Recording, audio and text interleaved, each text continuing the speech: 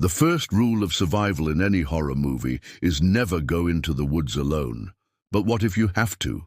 Well then, the second rule of survival is don't stay in the woods longer than you have to. And if that fails, rule 3 is always bring a knife. And if all else fails, there's always rule number 1, which is don't be an idiot. Yet somehow this cast manages to break all of these rules and more in today's video. So get ready to scream at your screen as we count down the top 10 worst decisions in Wrong Turn. Starting off in our number 10 spot, we have the group splitting up. Now I know I just spent a good chunk of the intro telling you not to go into the woods alone, but it's for good reason. Because when you do this, bad things happen. Like in the case of our film's protagonist, Chris, who after waking up from his slumber, decides he wants to take a little stroll in the woods. And even though his friends try to tell him not to go off alone, he ignores them and goes anyway, even though he's already armed with a knife. See, in most horror movies, the characters will always say some variation of, "Hey, let's stick together. We're safer in numbers."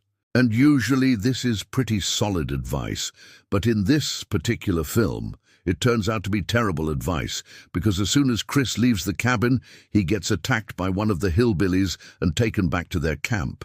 But honestly, I can't really blame Chris here.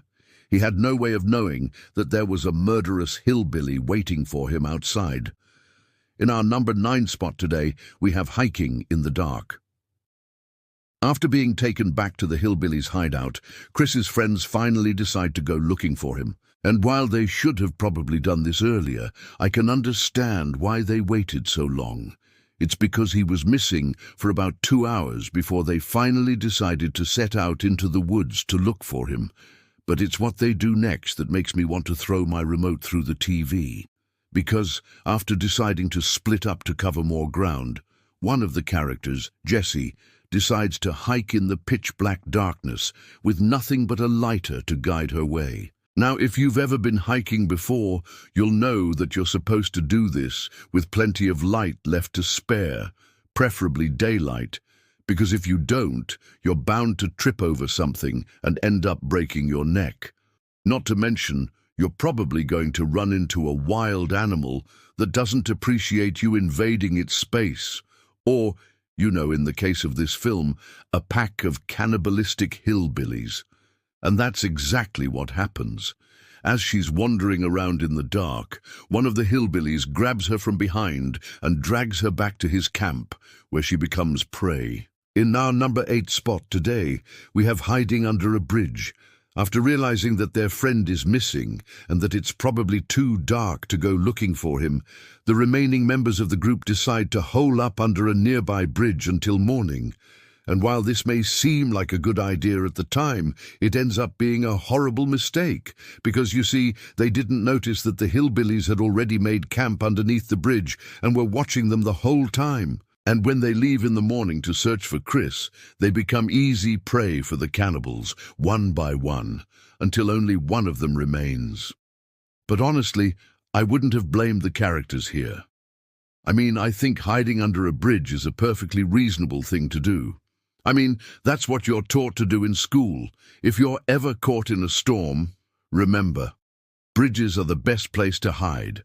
That is, of course, unless there's a pack of murderous hillbillies hiding there too. In our number 7 spot today, we have arguing with your friends. After hiding out under the bridge and narrowly escaping the hillbillies, the remaining member of the group, Carly, decides to finally wake up the one person who might be able to help them. And that's the hillbilly leader's brother, Three Finger. Because he's the only one of the hillbillies that seems to have somewhat of a moral center.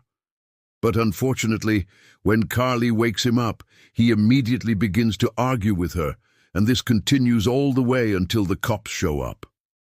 And I know that Three Finger isn't necessarily thrilled to be woken up in the middle of the night. But come on, dude. You know that whatever you do here is gonna end up on your permanent record, and you've already got quite a few strikes against you, if you know what I mean.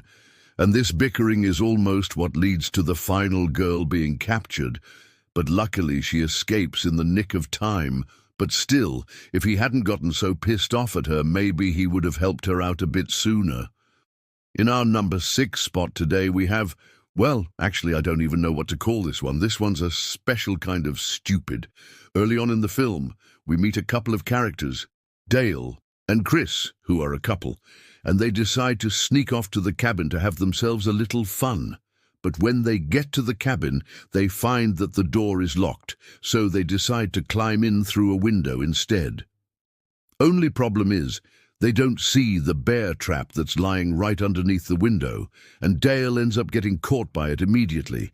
And in a panic, Chris tries to cut the trap open, but since he doesn't have a knife, he ends up just making the situation worse. In fact, he makes it so much worse that it ends up costing Dale his life. And the worst part is, it could have all been avoided if they had just waited until morning to try to get into the cabin again. And to make matters even worse, their car had broken down, and they were forced to hike into the woods to find help. And since Chris now has blood on his hands, I doubt anyone's going to want to give him a ride after this point. In our number 5 spot today, we have running away. After finding out that the people staying in the cabin aren't the only people in the woods, the main character, Chris, decides to escape in the middle of the night. And I can understand why. If you find a bunch of cannibals in your cabin, the logical thing to do would be to get the heck out of there. But he does it in such a dumb way, though, that it makes me wonder if he's even trying to stay alive. First of all, he leaves in the middle of the night, which means he's stumbling around in the dark and probably going to run into something. But then he does something even dumber, because rather than sticking to the road where there's a better chance of him being found by the police, he instead runs off into the woods. And he's also far too loud. When you're trying to escape a killer, you have to keep as quiet as possible. You don't want to alert them to your position. But Chris is practically sprinting through the forest and banging pots and pans the entire time. So I'm surprised the hillbillies don't find him sooner. In our number 4 spot today, we have picking up hitchhikers. In most horror movies, you learn very early on not to pick up hitchhikers, especially if you're in the middle of nowhere. And this is a rule that our protagonist, Chris, decides to throw out the window after he gets separated from his group. After wandering around in the woods for a while, he finally finds a ride, only it's a little more sinister than he first thought, because the people who picked him up turned out to be the same people who kidnapped his sister. But honestly, even though this is a horrible decision, I can sort of understand why he did it.